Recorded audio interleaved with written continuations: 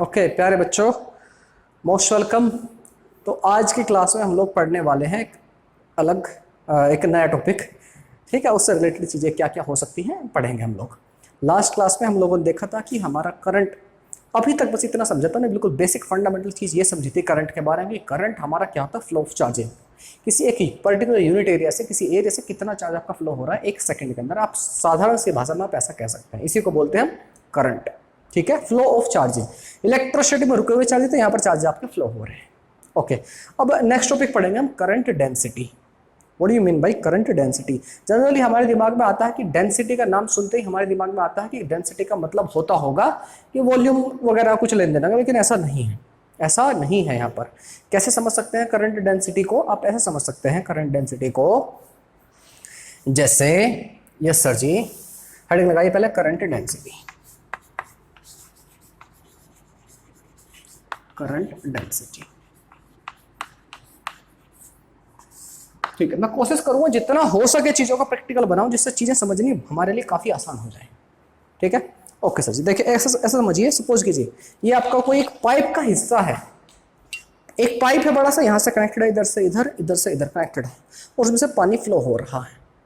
ठीक है, ये उस पाइप का हिस्सा है, मैंने एक हिस्सा ले लिया, उसको मैं बस ऑब्जर्व कर रहा हूँ, तो पानी इधर से एंटर हो रहा है, इधर की तरफ फ्लो कर रहा है। ठीक है, ओके सर जी। तो प्यारा बच्चा, करंट डेंसिटी क्या होता है? कितना करंट फ्लो हो रहा है इस एरिया से।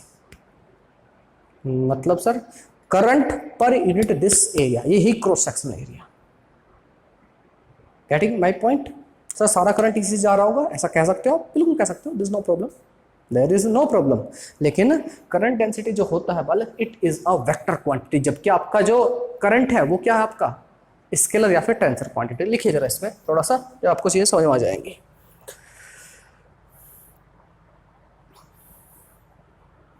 कैसा ऐसा कह सकते हो कि हमारा सपोज करो, देखो बालक, आपका आपका करंट डेंसिटी इस एरिया के लिए, जो मैंने एरिया लिया है, इसके लिए कितना हो जाएगा करंट डेंसिटी? जितना आपका करंट हो रहा है पर यूनिट एरिया। लेकिन अगर मैं एरिया इसको ना लेकर के मैं ऐसा एरिया ले लूँ एक, जो कि ऐसे होल्ड कर रखा, लेकिन करंट आपका ऐसे ही जा रहा है, मतलब ये आपका ऐसे आपका करंट फ्लो हो रहा है कंडक्टर में, लेकिन मेरी मर्जी है कि मैंने एरिया यहाँ पर ऐसे कट कर लिया। करंट कैसे जा रहा है? ऐसा ऐसा ऐसा ऐसे जा रहा है, आपके चार्जेस फ्लो हो रहे हैं। ठीक है, आपके इलेक्ट्रॉन्स इधर फ्लो हो रहे हैं, तो आपका करंट कैसे जा रहा होगा? ऐसा जा रहा होगा। तो अब कितना होगा सर? अब कितनी होगी करंट डेंसिटी? तो आप देखोगे जो एरिया है, जो आपने एरिया लिया है यहाँ पर, दिस एरिया, ठीक है, तो इसको डिनोट करते हैं जैसे करंट डेंसिटी को। तो J इक्वल टू, सबसे पहले मैं फॉर्मूला ही लिख देता हूँ, J इक्वल टू होता है बेटा current divide by its area. Area कौन सा? जो कि करंट के परपेंडिकुलर है, आप ऐसा कह सकते हैं। ठीक है, करंट के परपेंडिकुलर है। अब यहाँ पर करंट डेंसिटी घट जाएगी। सीधी सी भाषा में इतना समझिए कि करंट जो होता है, करंट डेंसिटी जो होता है आपका, करंट डेंसिटी होता है बेटा current divide by its area. कौन सा एरिया? कंडक्टर का एरिया नहीं, जिस क्रॉस सेक्शन से वो पास हो। ठीक है, ओके सर जी। चलिए तो लिखते हैं, करंट डेंसिटी होता है हमारा, इस करंट को आप ये भी लिख सकते हो charge per unit, charge flow पर यूनिट टाइम। लिख सकते हो कि नहीं? बिल्कुल सर, बिल्कुल लिख सकते हैं, ये भी लिख सकते हैं सर। तो हम यहां से कह सकते हैं current density at any point inside a conductor is defined as the amount of charge flowing per unit second. Current density, current density J से नोट करेंगे, current density inside a conductor is defined as the, हम क्या कह सकते हैं, या तो सीधा करंट का ही है, या फिर amount of charge flowing per second, इसका मतलब ही वही है करंट ही, amount of charge flowing per second. एक सेकेंड में कितना चार्ज फ्लो हो रहा है, इसको क्या बोलेंगे? ये क्या है? करंट ही तो लिखा है। This is current, nothing else but this is current. Yes or no? Yes sir. और किसके थ्रू पास हो रहा है? एक यूनिट एरिया से। ठीक है, ठीक है sir. Per second through an area held perpendicular to, आप कह सकते हो हेल्ड परपेंडिकुलर टू, या परपेंडिकुलर की normal to the direction of flow of charge, to the direction of flow of charge. घबराइए मत यार इस डेफिनेशन से, क्या लिख दी इतनी बड़ी डेफिनेशन, कुछ नहीं है, जे इक्वल टू होता है area upon current upon area. समझ में आ गई? यस सर जी। ऐसे आपका करंट इधर से फ्लो हो रहा है, आपका एरिया सपोज करो मैंने यहाँ पे कट कर लिया, ये एरिया चूज करना आपकी खुद की मर्जी। अगर मैं एरिया ऐसे कट कर लूँ ऐसे, अगर मैं एरिया कहीं भी किसी जगह पे मैं एरिया ऐसा कट कर लूँ, ये लो सर्कल, क्या इसके अंदर कोई करंट पास होगा? करंट तो सीधा जा रहा है सर ऐसे, ठीक है। करंट डेंसिटी कितनी इसके अंदर? 0, ठीक। ओ ये बात है सर। हाँ, आपने ऐसे कट कर लिया तो कुछ एंगल जो बन रहा है, ये एंगल जो बन रहा है उसी के हिसाब से रहेगी, ठीक है। एरिया बढ़ गया, करंट डेंसिटी क्या डिक्रीज हो जाएगी, ठीक। ओके सर, इसके बारे में लिख लेते हैं थोड़ा जे के बारे में। जे क्या है आपका? आप इसको आप जे इक्वल टू आप या तो आई अपॉन ए लिखिए एरिया, या फिर charge upon time upon area लिखिए। करंट अपॉन करंट को लिख सकते हैं, एग्री? बिल्कुल सर। अच्छा, एक बात को आपको स्पेशल ध्यान में रखना है, क्या? करंट जो है ये आपकी एक वेक्टर क्वांटिटी है, वेक्टर क्वांटिटी। अगर वेक्टर क्वांटिटी तो आपके दिमाग में डेफिनेटली आएगा वेक्टर क्वांटिटी, तो इसकी डायरेक्शन कैसी हो रही होगी सर? तो प्यारे बच्चे इसकी डायरेक्शन वही होगी जो आपके करंट की डायरेक्शन है। ओह ठीक है, तो यहाँ पे वेक्टर क्वांटिटी है तो डायरेक्शन आपकी same as that of current, same as that of current. आपको क्वेश्चन में कभी फंसाने की कोशिश करें तो आपको कंसेप्ट पता होना चाहिए। करंट ऐसे फ्लो हो रहा है, ठीक है, तो करंट डेंसिटी कैसी भी ऐसी होगी, ठीक। Okay sir. और अब एक बात कंफ्यूज करने वाली है सर, आपका जो करंट है ये आपका वेक्टर क्वांटिटी नहीं है, जैसे स्केलर या फिर टेंसर कह सकते हो। जे आपका वेक्टर है तो एरिया के मतलब एरिया मतलब कैसे इसको डिफाइन करेंगे? तो आप ये भी लिख सकते हो, करंट इक्वल टू क्या लिख सकते हो? जे ए लिख सकते हो। यस सर, ये कैसे कैसे इक्वेट करेंगे आप? समझिए इस चीज को, बड़े ध्यान से समझना इस चीज को। आपका करंट ये मान लेता हूं मैं, करंट ये मान लेता हूं, this is direction of current, this is direction of current, ये आपका करंट है, ठीक है, और ये मेरा एरिया है जो मैंने स्पेसिफिकली चूज किया है, ठीक। जैसे this is current, this is area. Current density किधर? इधर। अच्छा, आप अगर याद करें इलेक्ट्रोस्टैटिक में पढ़ा था कि एरिया जो है it is also vector quantity. Area क्या होता है? वेक्टर क्वांटिटी होता है, एग्री? आप बिल्कुल सर एग्री। और उसकी एरिया वेक्टर किधर होता है? सरफेस के परपेंडिकुलर होता है। अगर ये मैं सरफेस कह रहा हूं, इसका एरिया वेक्टर किधर होगा? इस सरफेस के परपेंडिकुलर, या तो इधर हो सकता है या फिर इधर हो सकता है, इट में बी एनीवेयर, ठीक है। ओके सर जी। तो प्यारा बच्चा, यहां से अगर आपको करंट क्या है, स्केलर क्वांटिटी, ये आपका वेक्टर है, इसे अलग अलग चीजें तो बराबर, तो मतलब एरिया क्या? Area is also vector. But question ये है, अब एक चीज को समझते हैं, इसको कहानी क्या है। ये एरिया, ये आपका करंट डेंसिटी, करंट भी इधर है, करंट डेंसिटी भी, ठीक है। अगर मैं को सपोज करो थोड़ी देर में, जिधर करंट होता है उधर करंट डेंसिटी होता है, मैं मान लेता हूँ ये करंट डेंसिटी है, दिस इज एरिया। तो अभी क्या है, ऐसे आपका करंट पास हो रहा है, ये आपकी current density, this is area. अभी इनके बीच में क्या सिचुएशन है, इसकी जो सरफेस है उसके परपेंडिकुलर है करंट डेंसिटी, तो सारा का सारा करंट यहीं से पास हो रहा है। अगर मेरी सरफेस ऐसी होती, एरिया आपका ऐसा होता और करंट डेंसिटी आपकी ऐसी होती, तो मुझे बताइए क्या पेन मेरी हाथ के अंदर से पास हो रहा है? आप कहोगे नहीं सर, पैरेलली इसके पास जा रहा है, इस सरफेस से मेरे हाथ के अंदर से पेन पास हो रहा है जैसे यहाँ पर हो रहा था। आप कहोगे नहीं सर ऐसा तो नहीं हो रही, ऐसा कुछ नहीं, ऐसा कुछ अब थोड़ा पास हो रहा, कम हो रहा है, अभी बिल्कुल भी पास नहीं हो रहा, ठीक है। मतलब कुल मिला करके इनके और इनके बीच का जो एंगल है उसके ऊपर डिपेंड करेगा आपका करंट कितना आ रहा होगा। समझ में आई बात? करंट कितना आ रहा होगा डिपेंड करेगा इनके एंगल्स के बीच में। अब ये आपका वेक्टर क्वांटिटी है और आपको पता है area is also vector quantity, और आपका करंट क्या है? Scalar quantity. तो इनके बीच में कैसा मल्टीप्लिकेशन होगा? आप कहेंगे डॉट प्रोडक्ट। और यहां से भी आपका प्रूव हो रहा है, यहां से भी आपका प्रूव हो रहा है, आपका करंट डेंसिटी इधर और ये भी इधर। अगर जब दोनों डायरेक्शन में इधर है तो आपके बीच में एंगल कितना बन रहा है? ये किसका एंगल है? आप कहोगे sir this is angle of area vector, this is current density. अभी क्या है, करंट आपका कितना? 0। इस सरफेस से क्या करंट पास हो रहा है? आप कहेंगे नहीं सर, सरफेस से तो पास, सरफेस के पैरेलल जा रहा है। कब? जब एरिया वेक्टर और आपके करंट डेंसिटी के बीच में एंगल कितना? 90 डिग्री। देख पा रहे हो भाई, पेन के और चौक के बीच में एंगल कितना है? 90 डिग्री। तो एंगल कौन सा रहा? कोस की कहानी, कोस थीटा की बात है। ट्रिग्नोमेट्रिक फंक्शन कोस का इस्तेमाल करें, कोस, तो आप कैसे कह सकते हो J equal to J A cos theta, या फिर आप बोल सकते हो जे डॉट, इनका डॉट प्रोडक्ट हो रहा होगा। बात समझ में आ गई है? मेरे ख्याल से आपको बात समझ में आ गई है।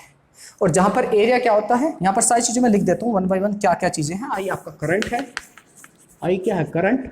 जे आपका क्या है? आप कहेंगे सर करंट डेंसिटी, ठीक है। इसकी यूनिट भी आपको पता होनी चाहिए। जे एक वेक्टर क्वांटिटी है, इसकी यूनिट भी अगर आपसे पूछता है ऐसा यूनिट तो क्या हो जाएगा प्यारा बच्चा, current upon area. Current meter होता है एम्पियर में और एरिया होता है मीटर स्क्वायर में, तो unit will be ampere per metre square, ampere per metre square. ठीक है, जे आपका करंट डेंसिटी है, क्यू आपका चार्ज है, टी आपका टाइम है। ठीक है जी, जे ए आपका area, area vector more specifically, area vector. ठीक है, जो आपने जे डॉट ए किया है, दिस इज एरिया वेक्टर। बात समझ में आ गई है करंट डेंसिटी की? मेरे ख्याल से बात समझ में आ गई है। अगर कहीं कोई डाउट डिफिकल्टी हो तो आप मुझसे इसमें पूछ सकते हैं। ठीक है प्यारे बच्चा, यस सर जी, थोड़ा सा इस चीज का ध्यान में रखिएगा, जे इक्वल टू आपका ये वैल्यूज होती है। ठीक है, जे डॉट ए। तो अब जब बात हुई है तो छोटा सा एक इसके ऊपर क्वेश्चन ले लेते हैं। कोशिश यही करें कि हम सारी चीजों पर एक एक न्यूमेरिकल तो हमारा होना चाहिए। डीसी पांडे नामक बुक से आपका क्वेश्चन है, electron beam has an aperture of 2 millimetre. Okay okay, and total of इतने electron flow through perpendicular cross section, calculate the current density in the cross section. ठीक है, an electron beam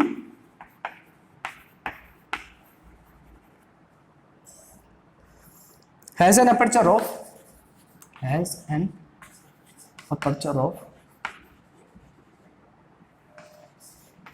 2 millimeter square, a total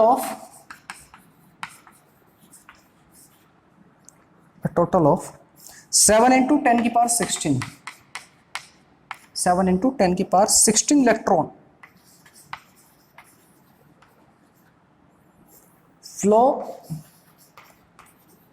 flows through any perpendicular cross section, through any perpendicular cross section।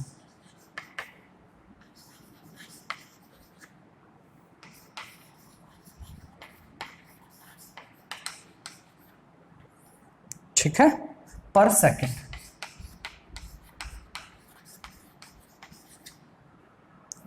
Calculate current density of the electron beam, find J, बस मैं जे लिखते हूं, find J for जगत जाने बिल्कुल भी नहीं है, फाइंड करंट डेंसिटी जी। चीज कीजिए, पॉज कीजिए और ट्राई कीजिए, अपने कमेंट पुट कीजिए। आप लोगों ने, सब बच्चों ने ट्राई कर लिया होगा कि आंसर क्या आने वाला है। चलिए तो देखते हैं बालक क्या आंसर आने वाला है। हमारे पास इलेक्ट्रॉन बीम है जिसका अपर्चर नाम से घबराना नहीं, उसकी जो विड्थ है वो जैसे जा रही है, कितनी मोटी बीम है आप ऐसा समझो, उसका एरिया दे रखा है, एक तरह से आपको एरिया गिवन है। ठीक है, ओके सर, आपको ये इसका मतलब है आपको एरिया गिवन है, घबराइए मत।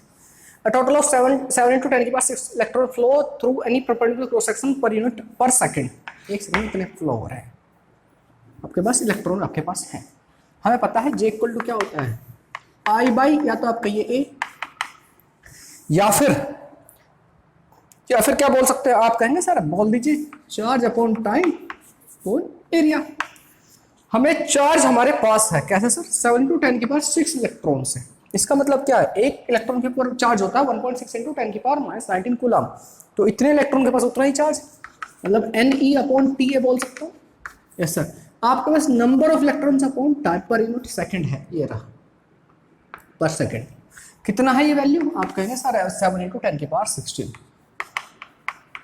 ये वैल्यू आपके पास number of electron per unit time per in 1 second. इसका मतलब वही इलेक्ट्रॉन ई मतलब इलेक्ट्रॉन के ऊपर चार्ज कितना होता है 1.6 into 10 की power -19 sir, divide by area. Area कितना है 2 मिलीमीटर। 2 मिलीमीटर को प्रॉपर यूनिट में कन्वर्ट करते हैं, मिलीमीटर को सेंटीमीटर में कन्वर्ट करते हैं तो 10 की पावर -1 से मल्टीप्लाई करें, मीटर में गए तो 10 की पावर -3, उसका स्क्वायर भी है, तो 2 into 10 की पावर -6। समझ में आ गई बात, मेरे ख्याल से बात समझ में आ गई होगी आप लोगों को। तो बेटा इससे इसको काट दो, 2 से इसको कितना हो, 0.8 और 7 से मल्टीप्लाई करो तो 5.6, तो 5.6 इंटू 10 की पावर 16 और 6 22 हो जाएंगे, 22 में से 9 गए 10 की पावर 3, 10 की पावर 5.6 इंटू 10 की power 3 ampere per metre square, that is your answer, this is current density, that's it. ठीक है, this will be your answer. ठीक है प्यारा बच्चा, बात समझ में आ गई? मेरे ख्याल से बात समझ में आ गई है। ओके, अब समझते हैं बात को। देखिए, जो आपका करंट फ्लो होता है या फिर नंबर ऑफ फ्री इलेक्ट्रॉन्स जो अवेलेबल हैं, सारी चीज़ों में अलग अलग है। जैसे जो हमारे, अगर मैं क्लासिफिकेशन करूँ कंडक्टर्स का, या फिर कहूँ वैसी चीज़ें जो कंडक्ट करती हैं, तो मैं कहूँ मेटल्स की बातें, ठीक है। जनरली मेटल्स में फ्री इलेक्ट्रॉन्स अवेलेबल होते हैं अच्छे खासे नंबर में, ठीक है। मेटल्स में, मैंने आपको कल बताया भी था। अगर मैं बात करूं इंसुलेटर को, इंसुलेटर का मतलब है क्या? जो इंसुलेट हो, जो कंडक्ट ना करता हो, उसके अंदर ये मान के चलिए फिर इलेक्ट्रॉन्स होते ही नहीं है, ठीक है। नंबर ऑफ इलेक्ट्रॉन्स के बारे में बात करो। और तीसरा आपका सेमीकंडक्टर, जिसके बारे में हम डिटेल में पढ़ेंगे बाय द वे बाद में। लेकिन सेमीकंडक्टर इन दोनों के बीच की कहीं कड़ी है, कंडक्टर की और इंसुलेटर के बीच की कड़ी। मतलब उसके पास फ्री इलेक्ट्रॉन्स रहते हैं, लेकिन जितने कंडक्टर के पास है तो उतने नहीं, और बिल्कुल जीरो भी नहीं रहते हैं। बीच की कहानी है सेमीकंडक्टर, ठीक है। उसके बारे में हमारी पूरी सेपरेट एक चैप्टर है, at the end of 12th class we will study this chapter. Okay बालक? Okay sir ji. इसमें बस इतना ही बताने का है, electric current in conductor. Conductor में आपके जो इलेक्ट्रॉन्स होते हैं, it is because of free electrons, याद रखिए, ठीक है। ठीक है सर जी। तो इसके बाद जरा एक हेडिंग लगाइए, और एग्जाम्पल भी दे सकता हूं मैं। कंडक्टर का एग्जाम्पल आपके मेटल से, इंसुलेटर का एग्जाम्पल क्या आपका लकड़ी, रबर, ये सब क्या है? इंसुलेटर का एग्जाम्पल है। नेक्स्ट हेडिंग लगाइए, drift velocity. Drift velocity, next heading is drift velocity, DRIFT। Drift velocity क्या होती है, आइए इसको समझते हैं हम अच्छे से। ड्रिफ्ट वेलोसिटी,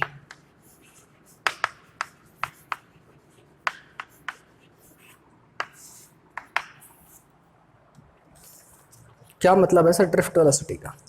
देखो, अब मैंने आप लोगों को बताया था, यस सर जी, बताया था आपने हमें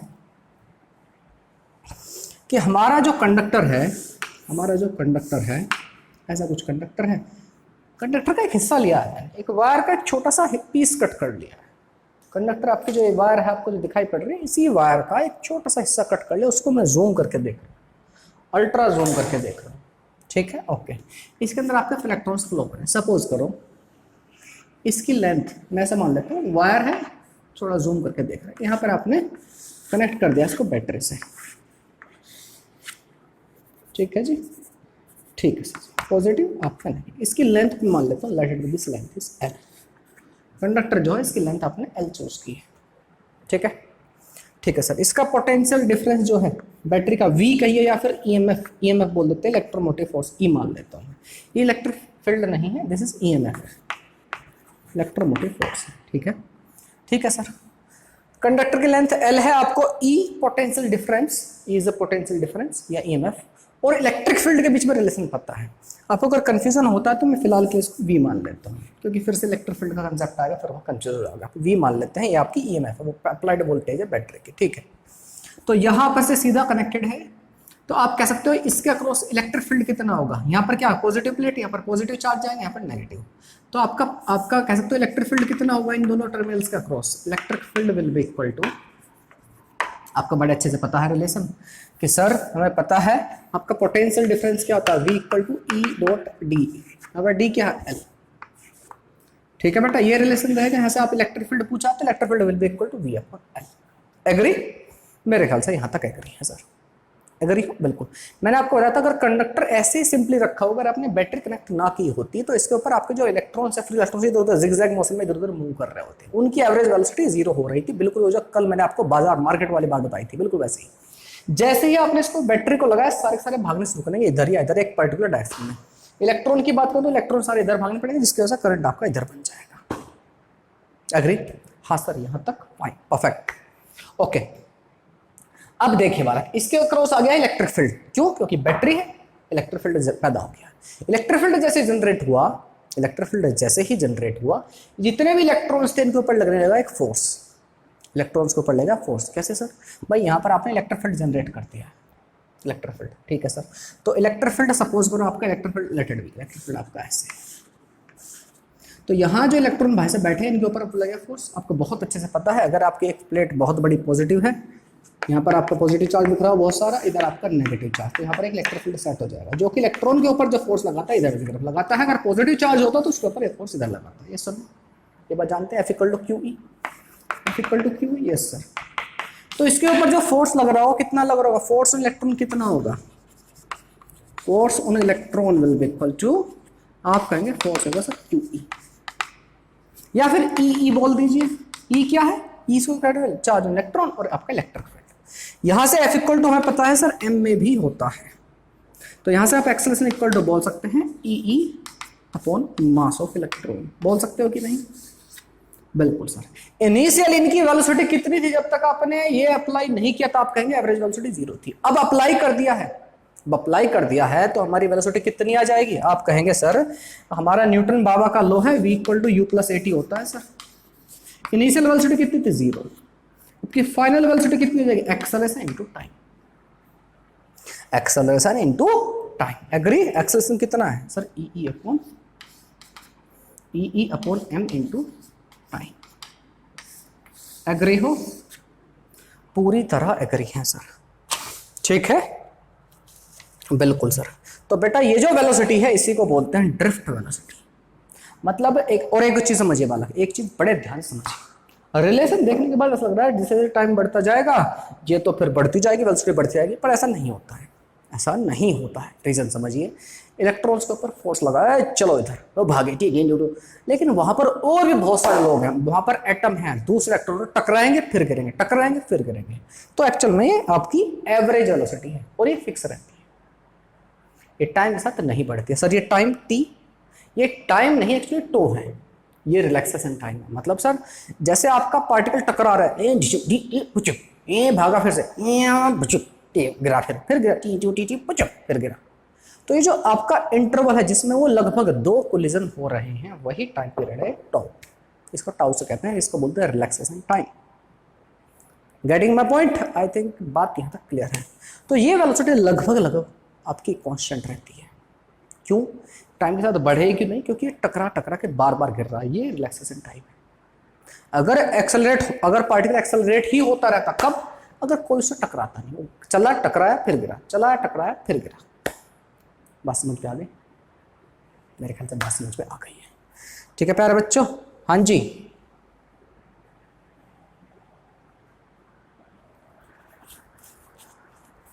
तो प्यारा बच्चा इसके ऊपर लग रहा होगा फोर्स, जितने भी इलेक्ट्रॉन्स हैं इनके ऊपर फोर्स लग रहा होगा, किधर की तरफ लगा, जिधर आपका इलेक्ट्रिक फील्ड होता है उसके अपोजिट है। इलेक्ट्रिक फील्ड आपका इधर है, फोर्स लग रहा होगा इसके ऊपर इतना।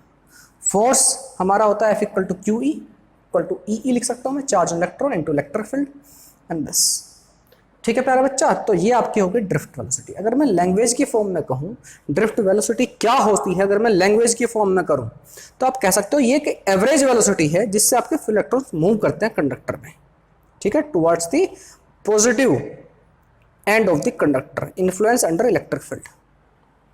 मैं इसको डेफिनेशन लिखा देता हूँ आपको और अच्छे समझ में जाए। देखिए प्यारा बच्चा, जिस स्पीड से आपके चल रहे हैं इलेक्ट्रॉन इधर, वही लगभग उनकी जो एवरेज वेलोसिटी है उसी को हमने बोला है ड्रिफ्ट वेलोसिटी।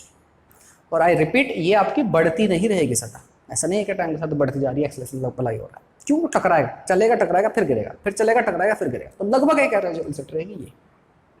इतने से इंटरवल के लिए वो केवल एक्सेलरेट होगा और हम लगभग उसको मान लेते हैं लगभग कांस्टेंट रहेगी, ठीक है। एवरेज वेलोसिटी आप कह सकते हो, अगर मैं लैंग्वेज के टर्म्स में कहूँ एवरेज वेलोसिटी को drift velocity can be defined as drift velocity can be defined as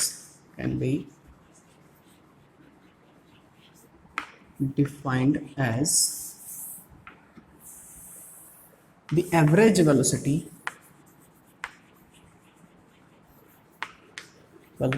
of electrons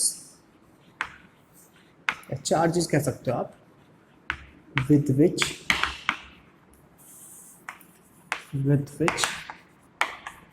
they move towards positive end of the conductor। Positive and कौन सा, ये वाला, towards positive end of conductor under the influence under the influence of electric field, जो आपने electric field generate कर लिया है उसकी वजह से ऐसा हो रहा है। ठीक है, इसको बोलते हैं average velocity. Drift velocity can be defined as the average velocity of electrons. ठीक है, वी डी से डिफाइन करेंगे तो यहाँ से एक रिलेशन तो हमें ये मिल गया है, ड्रिफ्ट वेलोसिटी इक्वल टू कितना है, E upon M into tau. यहाँ पर ये क्या क्या चीज़ें हैं इसको ठीक से लिख लीजिए आप। ई क्या है, charge on electron, charge on electron, charge कितना होता है इलेक्ट्रॉन के ऊपर आपको पता है 1.6 इंटू 10⁻⁻⁹ होता है। आपका ई क्या है, आपका इलेक्ट्रिक फील्ड,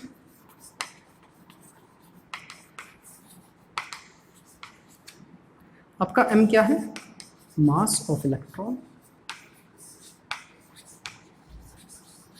और ये जो टाउ है, टाउ बोलते हैं इसको, इसे रिलैक्सेशन टाइम। रिलैक्सेशन टाइम क्या होता है वो भी बताता हूँ मैं। रिलैक्सेशन टाइम, रिलैक्सेशन टाइम होता है बेटा दो सक्सेसिव कोलिजन, आप पहले यहाँ टकराए फिर दूसरे जगह कहीं टकराए, उन दोनों टकराने के बीच में जितना टाइम लग रहा है उसको रिलैक्सेशन टाइम लगभग कितना लग रहा होगा। रिलैक्सेशन टाइम का मतलब क्या है,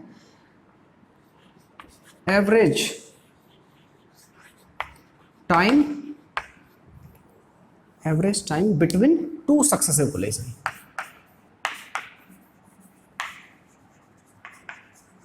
सक्सेसिव कोलिजन, दो लगातार कोलिजन के बीच में लगभग कितना टाइम गया था उसी को बोल देते हैं आपका tau, relaxation time. Getting a point. अब चाहे तो मैं इसका बहुत लंबा चौड़ा आपका डायरेक्शन बता सकता हूं, पर इतना इंपॉर्टेंट है नहीं, तो मुझे लगा that's fine, I think it is okay, I think personally I feel this. ठीक है, कि इतना काफ़ी है मेरे ख्याल से। यहाँ पर ये इलेक्ट्रिक फील्ड है और दैट्स इट। अभी आएंगे इसकी एक और इसके आगे भी बढ़ेंगे हम, इसे पहले इसे नोट डाउन कीजिए फिर बढ़ेंगे हम आगे, बताएंगे इसके बारे में थोड़ी और चीज़ें बाकी हैं। आइए बच्चों इसका डेरिवेशन और देख लेते हैं। ठीक है, डेरिवेशन कहाँ से आई है, वैल्यूज कैसी हुई। देखिए जब तक आपका ये बैटरी कनेक्टेड नहीं थी, बैटरी जब तक कनेक्टेड नहीं थी, ऐसी कुछ कहानी थी यस सर, तो तब क्या हो रहा था, तब क्या कहानी थी, तब ऐसी कहानी थी सर ये रैंडमली इधर उधर मूव कर रहे थे। जब आपकी बैटरी कनेक्टेड नहीं थी तो रैंडमली कोई इधर जा रहा था, कोई इधर जा रहा था, कोई इधर भाग रहा था, कोई इधर, कोई इधर, कोई इधर, इलेक्ट्रॉन जो है रैंडमली इधर उधर भाग रहे थे। मैं मान के चलता हूं जितना ये मैंने वॉल्यूम लिया है इसका area of cross section A है और लेंथ एल है। ठीक है, इस हिस्से में आपके n नंबर ऑफ इलेक्ट्रॉन्स हैं, let it be n, small n number of electrons हैं, यहां पर भी और यहां पर भी n नंबर ऑफ इलेक्ट्रॉन्स हैं इस वॉल्यूम में। इसके अंदर जो फ्री इलेक्ट्रॉन्स हैं let it be n number of free electrons हैं। ठीक है, ठीक है सर जी। अच्छा तो प्यारा बच्चा, स्टार्टिंग में इसका अगर मैं कहूं एवरेज वेलोसिटी, सपोज करो v1 ये पहला पार्टिकल, इसकी वेलोसिटी u1, इसकी u2, इसकी u3, इसकी u4, u5, इस तरह से एवरेज वेलोसिटी कितनी थी u, एवरेज आप अगर कहें तो कितनी थी u1 plus u2 plus u3 up to un number of आपके n थे डिवाइड बाई n। तो इसकी वैल्यू कितनी थी आप कहेंगे 0। एवरेज वेलोसिटी रैंडमली कोई किधर भी मोशन कर रहा था, एवरेज वेलोसिटी 0 थी, लेकिन यहाँ पर क्या रहेगी, आंसर है नहीं सर। कैसे, इनकी वेलोसिटी अब जब ये भाग रहे, ऐसा नहीं कि सबकी वेलोसिटी सेम रहेगी, कोई भागा इधर टकराया, दूसरे वाला इस टाइम भागना शुरू किया होगा, ठीक है, उसको कुछ और वेलोसिटी, तीसरा टकरा करके गिर गया है और हल्का से इधर आया फिर भागा, उसको वेलोसिटी गेन कर चुका। मतलब सबकी कहानी अलग अलग हो रही होगी। मतलब वेलोसिटी जो है बहुत सारे पार्टिकल की वो v1 plus v2 plus v3 ऐसी बहुत सारी वेलोसिटी हो रही होंगी अप टू vn। तो अगर मैं एवरेज वेलोसिटी की बात करूं डिवाइड बाई n इतनी हो रही होगी। ठीक है, सबके ऊपर फोर्स लग रहा है कितना, कितना इसका चार्ज इनटू इतना फोर्स लग रहा है सबके ऊपर। सबके ऊपर एक्सेलरेशन कितना है आप कहेंगे sir E upon mass of electron. Electron सबका मास सेम है, सबके ऊपर चार्ज सेम, इलेक्ट्रिक फील्ड सबके ऊपर सेम अप्लाई हो रहा है। एग्री, बिल्कुल सर। तो यहां से आप बोल सकते हो v equal to u plus AT, u plus AT होता है, बिल्कुल सर। तो u1 प्लस एक्सेलरेशन को मैं फिलहाल यही लिख देता हूं a τ1 या t1। t1 क्या है, जिस टाइम इंटरवल के लिए आप देख रहे हो, जैसे टकराने से पहले की कहानी, एक दूसरे टकरा।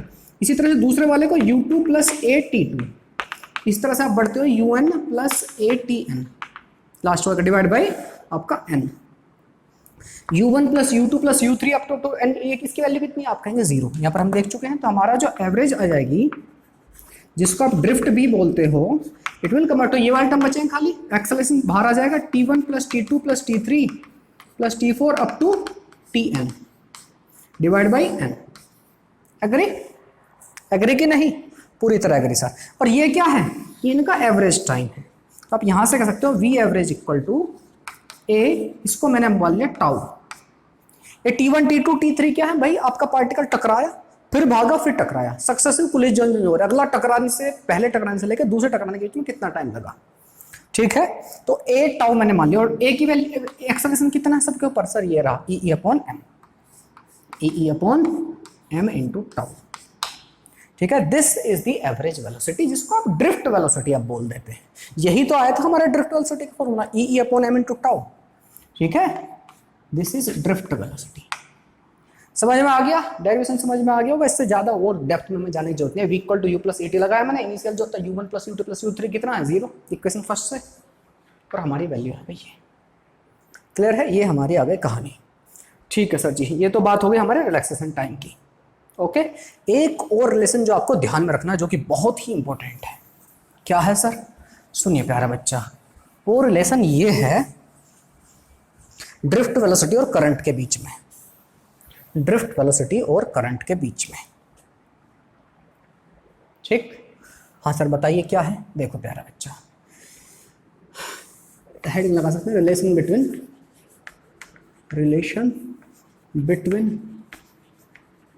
Drift velocity and acceleration. Drift velocity and current, not acceleration, current.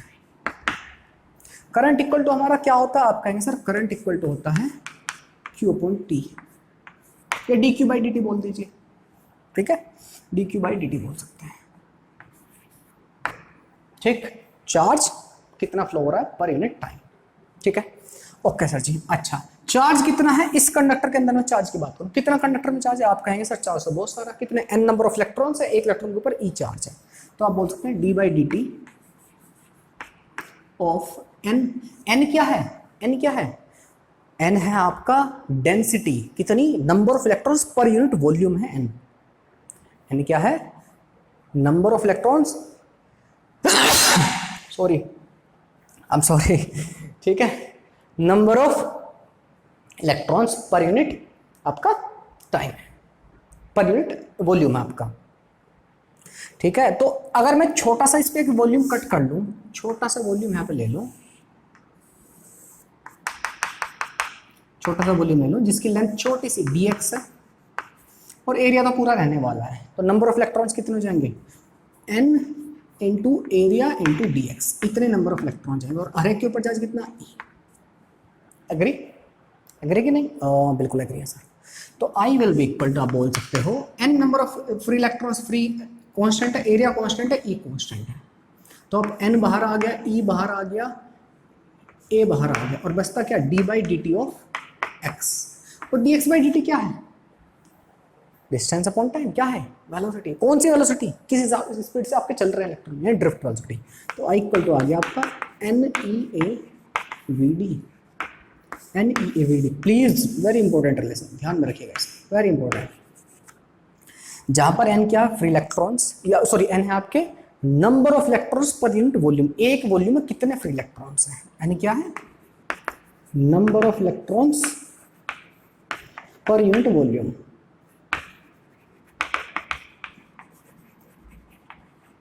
ठीक है?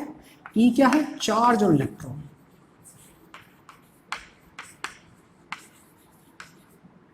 A क्या है? एरिया। और VD क्या है? आपकी ड्रिफ्ट वेलोसिटी।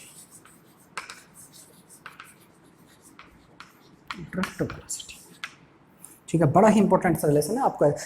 याद रखने का एक फंडा भी है। कैसे? देखिए, V है, E है, N है, N है और A है। आप इसको ऐसे लिख सकते हैं ना, V E N और A, ऐसे लिख सकते हैं ना, वेणा या वीणा, जैसे भी आपको याद रखना है, वीणा से याद रख लीजिए।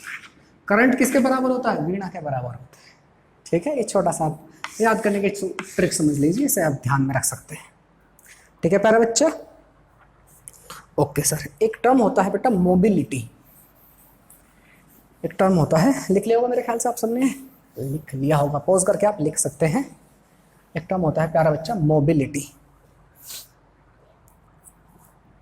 कभी कभी इसको, इसी फॉर्मूले को रिलेट कर सकते हो करंट डेंसिटी से। अगर एरिया को इधर ले जाओगे तो क्या हो जाएगा, I upon A, I upon A equal to कितना बचेगा, ए तो चला गया इधर, N E into drift velocity. तो आई अपॉन ए क्या होता है, जे। कभी कभी ये भी पूछ लेता है, आपके current density equal to N into E into drift velocity होता है, ठीक है, इसका भी ध्यान रखना। एक टर्म होता है मोबिलिटी, मोबिलिटी जिसको डिनोट करते हैं हम, mobility is denoted by mu, mobility is denoted by mu. क्या होता है, drift velocity per unit electric field, कितनी ड्रिफ्ट वेलोसिटी है उसके इलेक्ट्रिक फील्ड के कॉरस्पॉन्डिंग, पर यूनिट इलेक्ट्रिक फील्ड, उसको बोलते हैं मोबिलिटी। म्यू से डिनोट करते हैं, बस फॉर्मूला ध्यान में रखिए, drift velocity per unit electric field को आप बोल सकते हैं मोबिलिटी। Drift velocity